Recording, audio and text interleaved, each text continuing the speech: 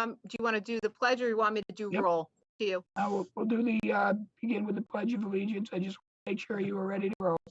Call the meeting in order. We'll start with the Pledge of Allegiance led by Herbert and remain standing for a moment of silence. Pledge allegiance To the flag of the United States of America, to to the the republic republic and which stands one nation, under God, indivisible, liberty and for all. Justice for all.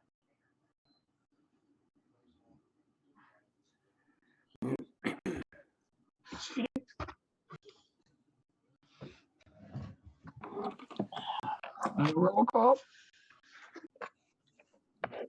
Archer, Here. Bartels, Here. Bruno, Here. Cahill, Here. Corcoran, Here. Criswell, Here. Delon,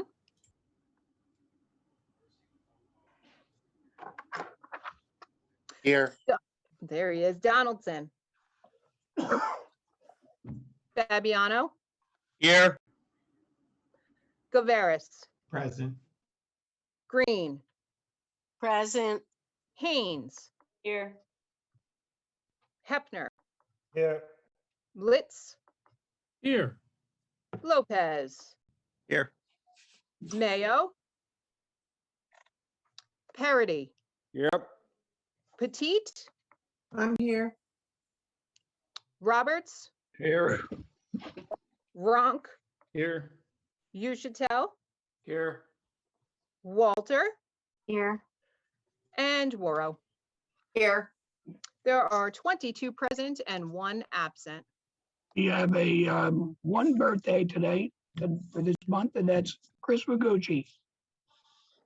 So everybody can say happy birthday, and if you see him out sometime, you might want to buy him a beer. Happy birthday, Chris. Happy birthday.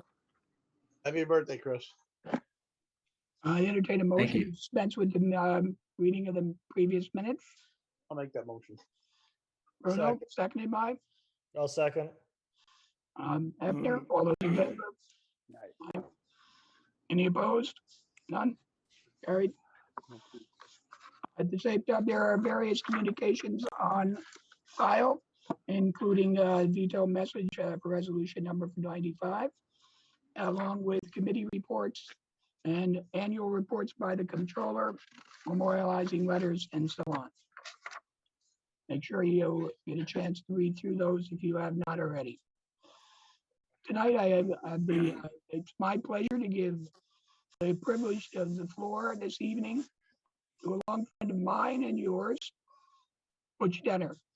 As a liver transplant recipient himself, Butch has been joining us for more than a decade to raise awareness and advocate for registering as an organ donor. Because of COVID last year, Butch had to record a video to share with us. But as you can see, he's here with me tonight in chambers. I think this is a testament to how far we've come since last year and proof of what Ulster County and the amazing people who live and work here can accomplish when we work together. And I say, take it away, Butch. Thank you, Mr. Chairman. Chairman Donaldson and I go way back to the 70s and our running days in Ulster County Community College. It's an honor and a privilege to be with you again, Chairman.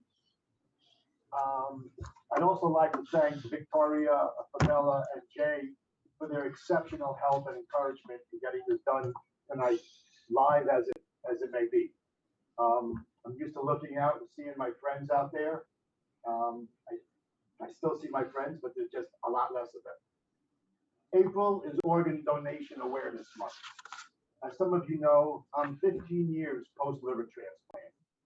I was working with Lee Von Helm, my old boss, on a movie in Hazard, Kentucky, and I was getting sicker and sicker by the day, but I just put mine aside because we were having so much fun making that movie with Steven Seagal in the coal mining hills of Kentucky.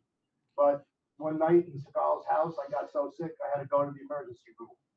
And the excellent doctors of Hazard, Kentucky misdiagnosed me. They thought I had leukemia, and they were going to start chemotherapy, which would have killed me the very next day. in Hazard, Kentucky. Can you picture me in Hazard, Kentucky and me? So thankfully, Levon and Seagal, Stephen, airlifted me back to New York. And the doctor came in and saw that I wasn't dying of leukemia, that I had advanced liver failure with hepatitis C. And Dr. Book, a local gastroenterologist, came in and brought me back to stability. I had about 7 liters of fluid that was built up from this disease. I was so sick, they put me on antibiotics and blood transfusions for a week, and they brought me back to stability. And then I languished on the list, they call it, the list of people waiting for a transplant. And you have no idea what that's like. 8 years just getting sicker and sicker. And if it wasn't for my amazing wife, Barry, who kept faith and kept me going and never gave up, it was a long 8 years, believe me. There's 112,000 people in America on that same list right now. 9,000 of them are your neighbors here in New York.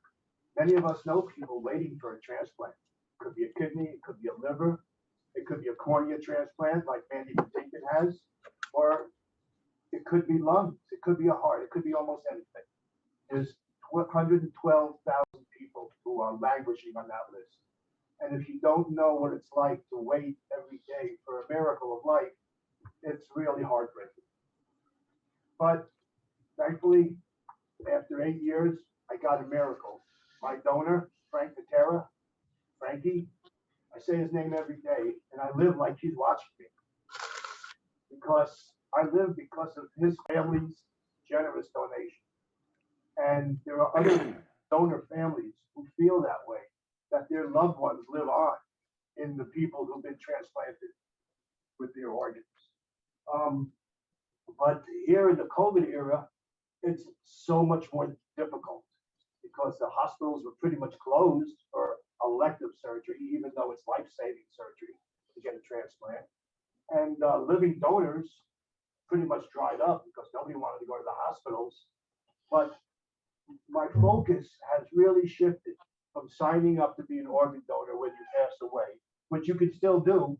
You can still sign up at donatelifenys.org or liveonny.org or registerme.org. You can go downstairs to Nina Postanak, our wonderful county clerk, to her DMV, and her proactive staff is signing up organ donors every time they come in, whether it's to get a permit or to change a license plate. They are very proactive, and I thank you, Nina, and your staff for being so helpful in supporting everything. But hopefully, when you do sign up, it'll be many years before you pass and before we need to get your organs. So I'm impatient now. I'm getting older. I'm 71 now, and I want to see these miracles of life before my eyes. So living organ donation, the liver and the kidney are the 2 easiest organs to donate while you're alive. Here in Kingston, Tara Salerno, her husband Jake, you may know, is a state trooper. Tara gave a piece of her liver to her sister Tiffany a few years ago, and she spoke here before you. Now they're both wonderful. Her sister Tiffany, who received the new liver, is now a liver transplantation type nurse who's helping people. So the circle goes on. You can give a kidney. Mary Ann Tazi in New Paltz gave a kidney to her uncle. We have a family in New Paltz, an amazing family, the Jamal family. Mickey Jamal, you may know Mickey Mobile, the mobile stations, and his son Khalil.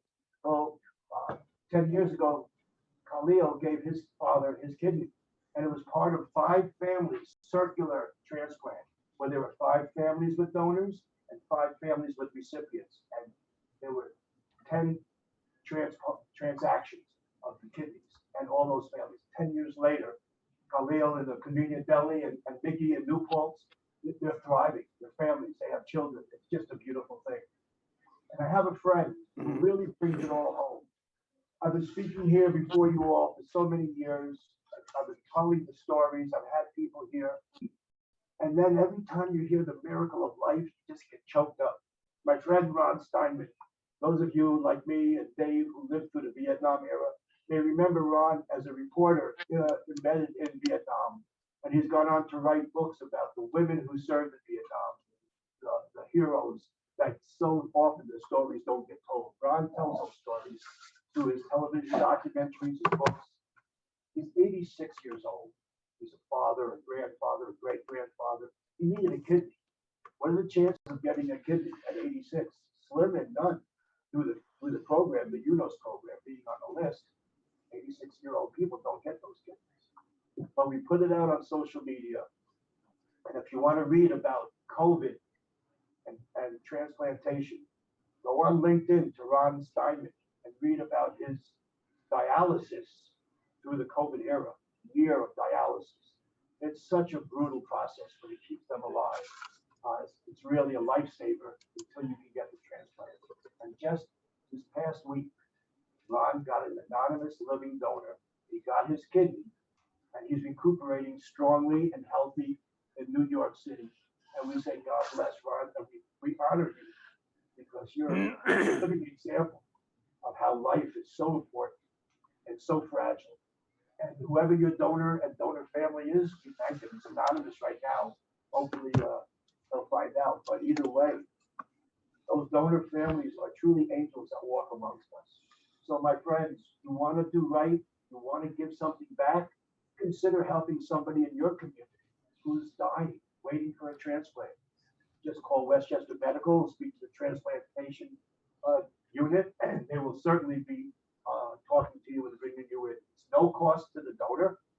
You're back out in public in 6 to 8 weeks, and it's relatively easy procedure to save a life. Wouldn't you like to see the face of the person whose life you saved? Everybody wants to do good. Everybody wants to leave a legacy. Leaving a life is a great legacy.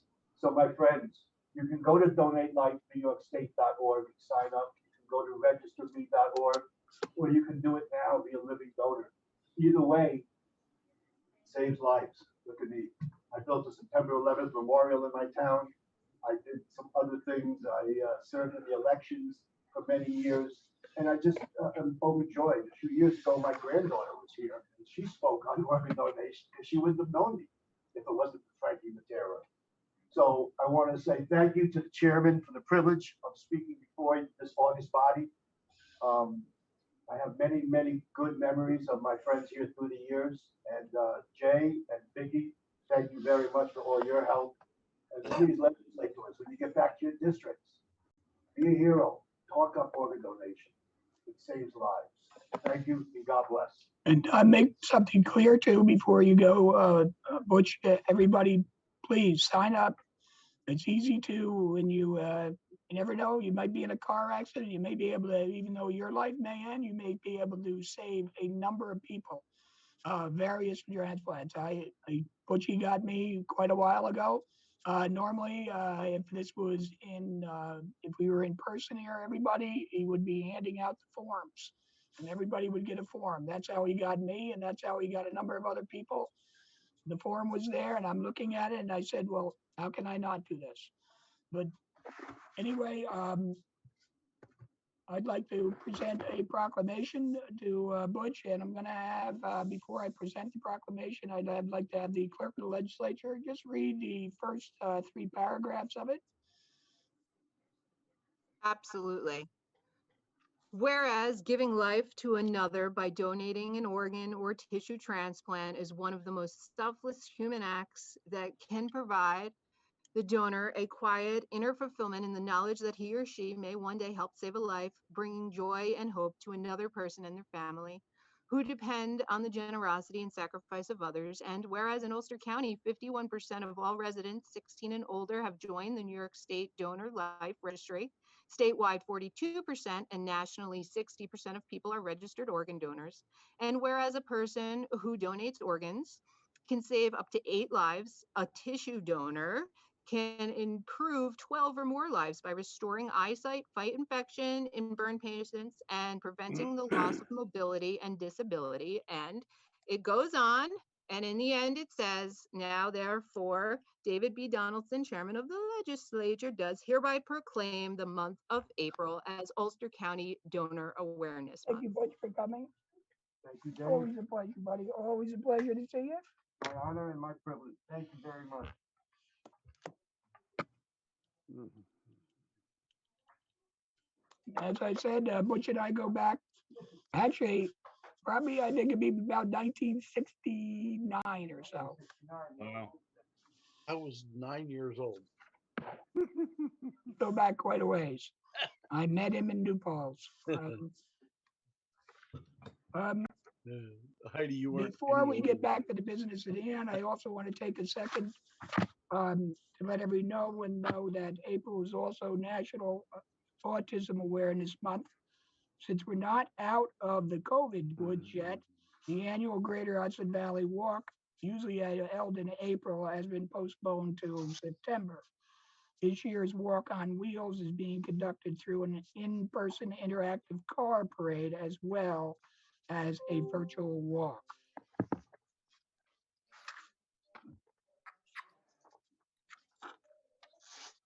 So now into public comment. We actually have no speakers signed up through Call-in Studio this evening. Boy, those tacos are looking good. I might be able to get them. Alrighty, then with no one signed up, then let's start with the resolutions. Hold on, Butch. Thank you, Mr. Chairman. I would like to make a motion with the consent of Leader Ronk to move resolutions 176, 184, 185, 192, 193, and 194 from non-consent to consent. We have no Yeah. objection. Okay. On the consent agenda as amended by the leaders. We are a short yes with the following recusals. Legislator Ushatel on resolutions 175, 176, 177 for reasons of appointment, and Legislator Gavaris for the same reasons on 169 and 170. And we are a short yes on the consent agenda. The resolutions are adopted 22-0 with the exception of resolutions 175, 176, and 177 that are adopted 21-0 with one abstention, Legislator Ushatel, and resolutions 169 and 170 are adopted 21-0 with one abstention, Legislator Gavaris.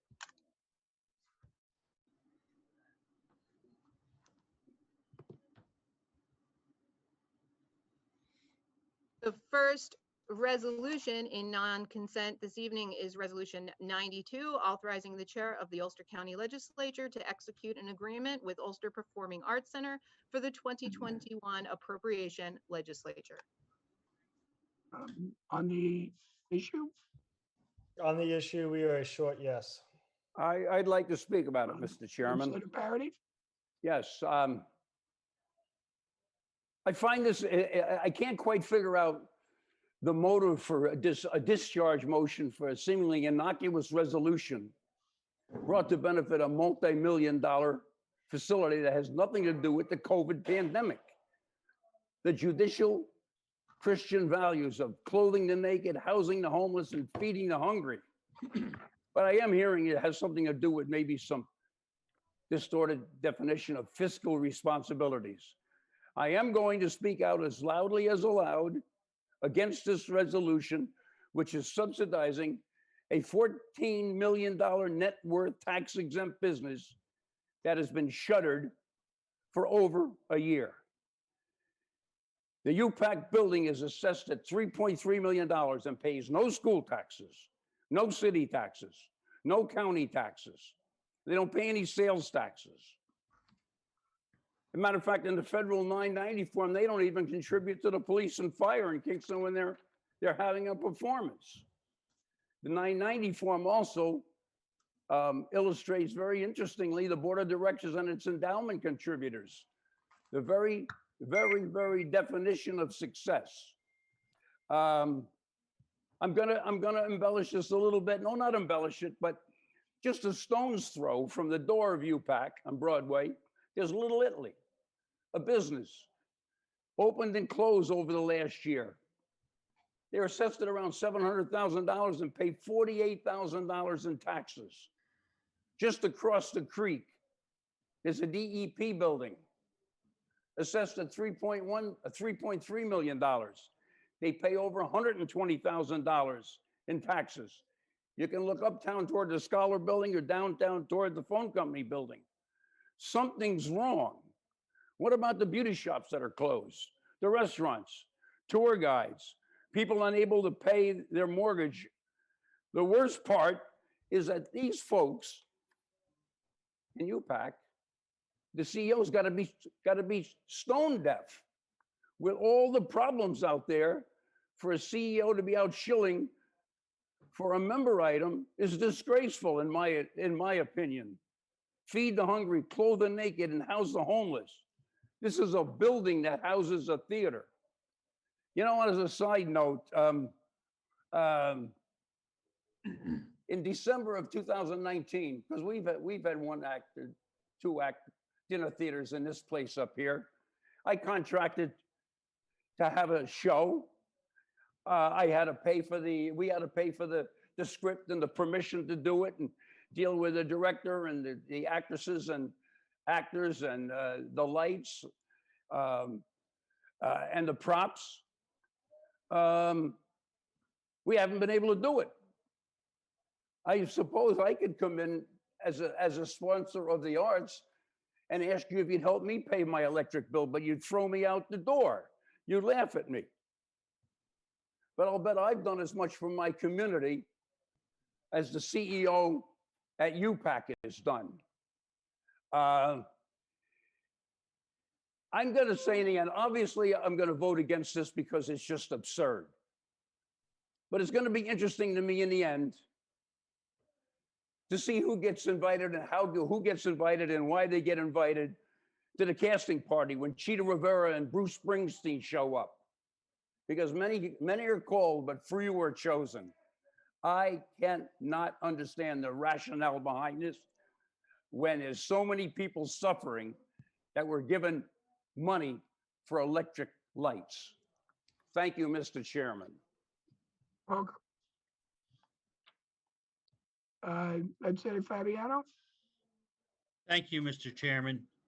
You know, when I first went to the legislature about 16 and a half years ago, I met a legislator who was there, and at that time, I believe he was the chairman of the Ways and Means Committee. His name was Alan Lameda.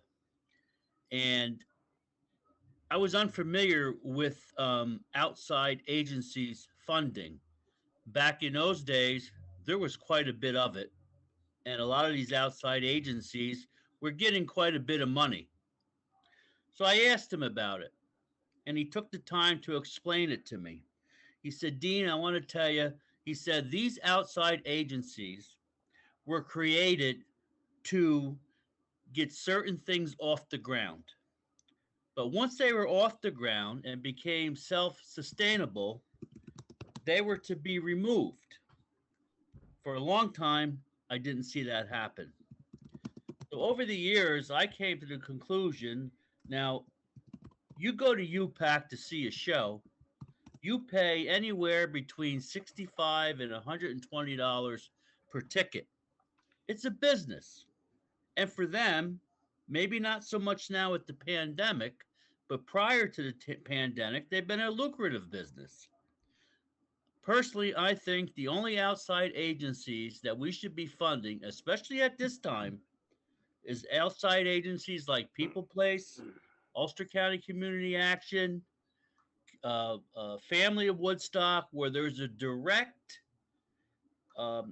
sending of money and sending of food and clothing to people who are in need. So we, you know, especially now when the money is tight, and so I am going to have to be a no on this. And in the future, I think we should just focus on outside agencies that are helping the community in need. Thank you. Senator Chris Wells. I just want to say I am going to be a loud, vocal supporter for the arts till my dying breath.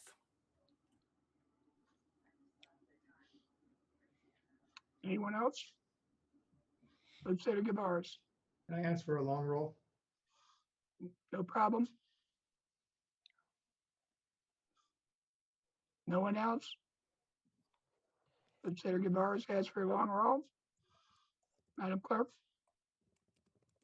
Archer, Yes. Bartels, Yes. Bruno, No. No. Cahill, Yes. Corcoran, No. Criswell, Yes. DeLon, Yes. Donaldson. Yes. I just want to double check. You said pass? Yeah, pass. Okay. Fabiano, No. Gavaris, Skip. Green,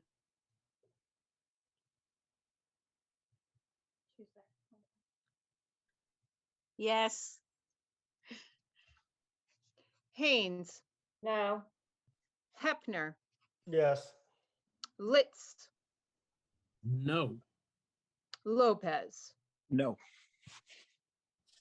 Parity, No. Petite, Yes. Roberts, No. Ronk, No. Uchatel, Yes. Walter, Yes. War, Yes. Donaldson. Yeah, this way I was able to say something, since it's a long roll. The arts are a fundamental part of our economy. And in UPAC in particular, as I know some think that they're not doing things for the community, but they put on a ballet for, and they have an invitation for inner city children who will probably never see a ballet if that wasn't done. They do that on their dime, and they typically do that once or twice a year. So it is a really important part of the experience of some inner city children in the city of Kingston that, as I said, many of them, children of color, that many of them within that area never see a ballet. And some of them take up ballet after that because they see this. So that's one of the things that what we're doing with these types of money. And when it comes to the arts are essential. Many people work in the arts. Many people are starving in the arts because the money's not there because they can't put on the shows. Just like, people that were cutting hair are having trouble. We need to look at everybody and make that consideration when we're looking at funding things.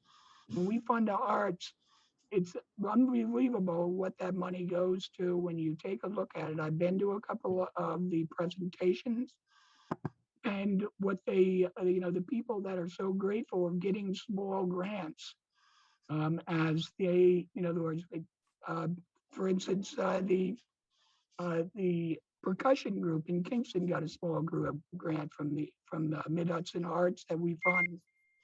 So I understand we have to feed the hungry and clothe the naked, but that's part of feeding the hungry and clothing the naked is the arts also. So I'm happy. I'll vote yes. Gavaris, Thank you. So, the reason why we're here tonight doing this is because in Ways and Means, I voted no, and then I was reminded afterwards that this was part of a collective agreement with other things that the legislative programs funds, and this was a compromise. I struggle again with this. I agree pretty much with everything Legislator Parity said.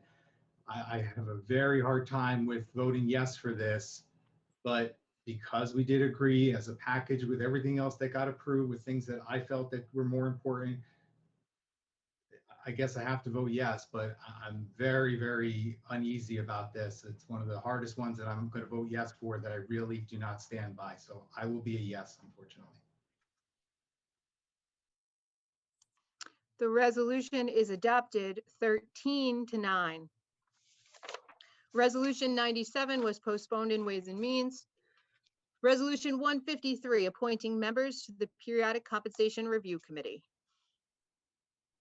Legislator Ronk, Thank you, Mr. Chairman. I would like to add as the minority representative, former legislator Richard Gerantine from Marlborough. I'll second that.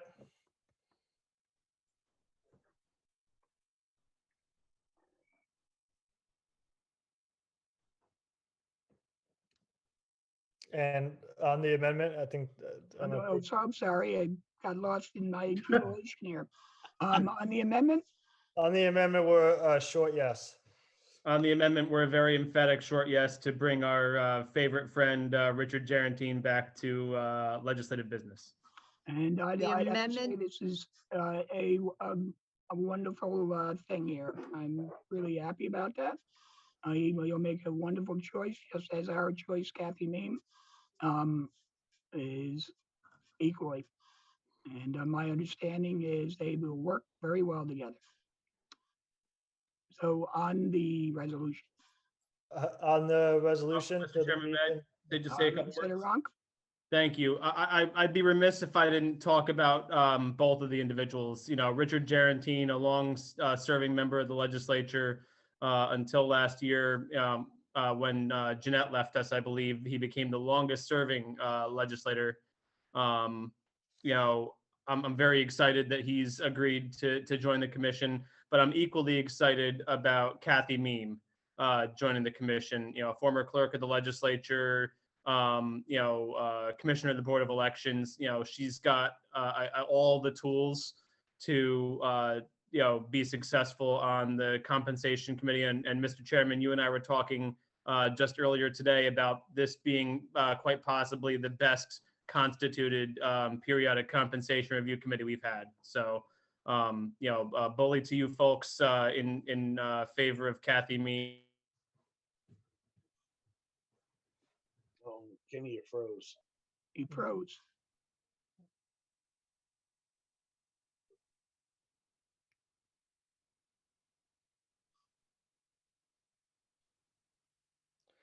Mr. Maybe it's Chairman. because he Oh, there he is. I think he's back. My connection was unstable. I don't know where I left off. They're both great choices. Thanks again.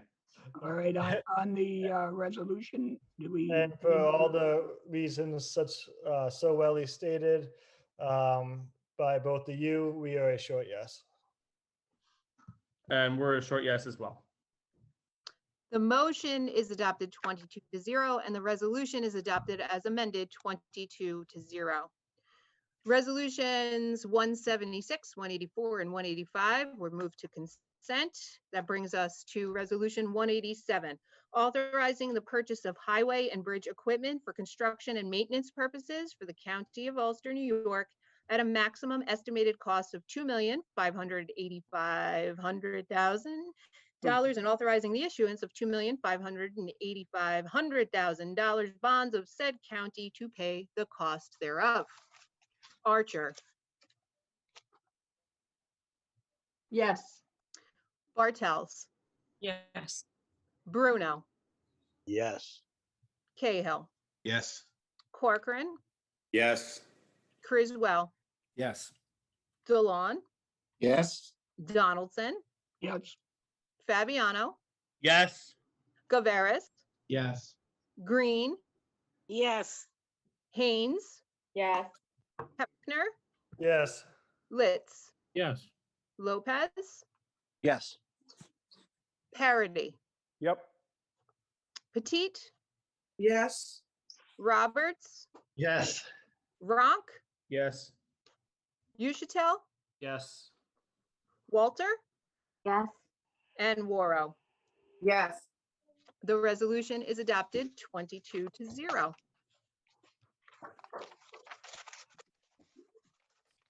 That might be it here.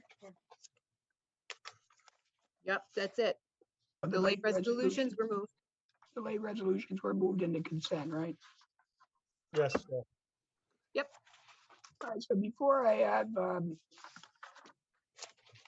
call on Legislator Haynes to read the memorials, I think everybody's gotten an email recently, not too long ago, from the county executive advising of the American Recovery Funds that it looks like we are going to get upwards of $34 million. Some of that is going to be used, obviously, for paying off some of the bills that we got because of COVID. But there's going to be significant amounts of money that is left, and it has to be spent. It cannot be used to lower taxes. So what I'm asking every committee chairman and the vice chair to do is have these discussions in each one of the committees in your jurisdiction, whatever the jurisdiction of your committee sees, on how that money might be able to be used there in some of those. I also want each of the caucuses to do the same. Have these conversations. We need to be able to get on the same page eventually. We are having a discussion with the county executive on Friday, more of a brainstorming session, very quick though. We're going to put together a task force. The task force on our side will be made up of the way the executive branch wanted it. And I think, as long as we had representation, it would be the chairman, the minority leader, and the majority leader, or designees if they wish.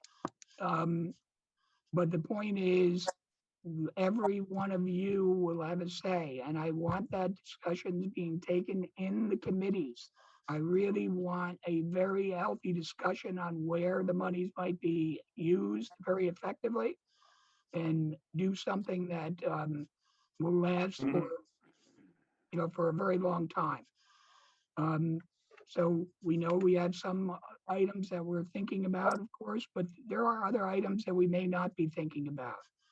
I mean, we have a problem here that is one of the nicer problems I've ever had. But it is we're actually going to have to figure the best way of doing this, and I want us to do it as a team, because it really is it's an opportunity that I can never see this coming again. It's the first time it's ever happened in my lifetime, and I don't see it happening too often. So we really want to get this right and spend this money in the best possible way.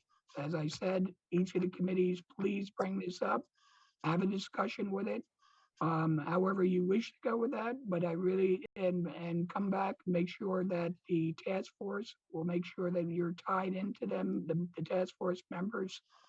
So that's about all I really want to say with that. And now I will have Legislator Haynes read the memorials.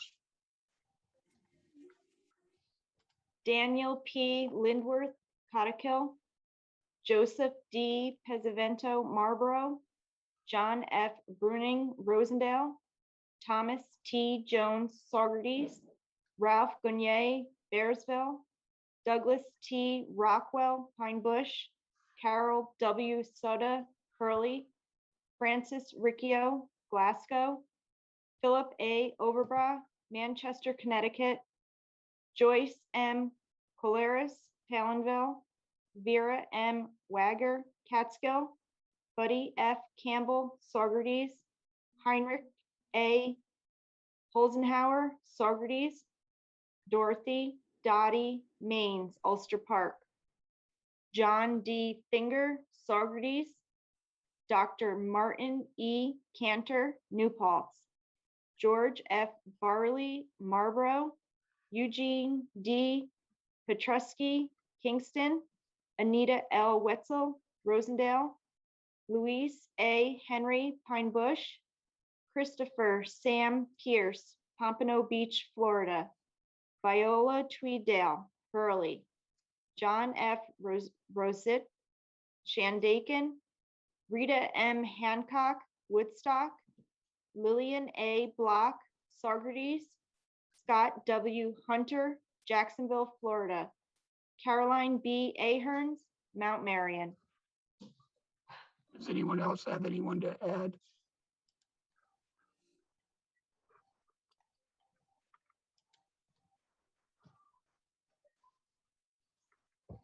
All right, the next regular meeting of the Ulster County Legislature will be held on Tuesday, May 18th at 2021 at 7 p.m. Further meeting details shall be forthcoming. Resolution deadline is Friday, April 23rd, 2021 at noon.